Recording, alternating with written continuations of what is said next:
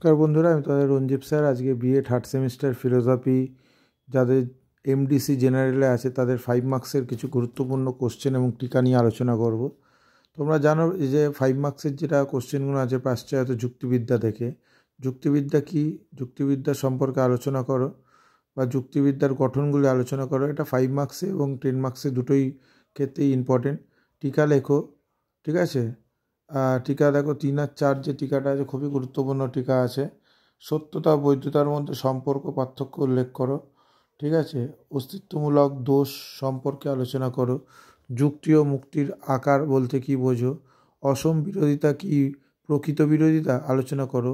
ও বচনের আবর্তন কেন বৈধ নয় বা সম্ভব নয় আলোচনা করো।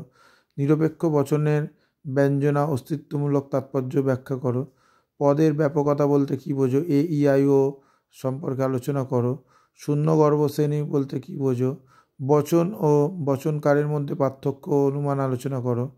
সত্য সাপেক্ষ সংযোগ বলতে কী বোঝো আলোচনা করো। উপমাযুক্ত কি এর বৈশিষ্ট্য উল্লেখ করো। যুক্তি বলতে কী বোঝো, যুক্তির বৈশিষ্ট্যগুলি উল্লেখ করো। টিকা লেখো। মন্দ উপমা যুক্তি, ঠিক আছে। উপমামতি বা পরামর্শ কী, প্রয়োজনীয়তা আলোচনা করো। এই কোশ্চেনগুলো তোমরা যদি 5 মার্কসে এবং 10 মার্কসে কিছু কোশ্চেন আছে ওপরে, এইগুলো যদি করো তোমরা কিন্তু 100% কমন পাবে।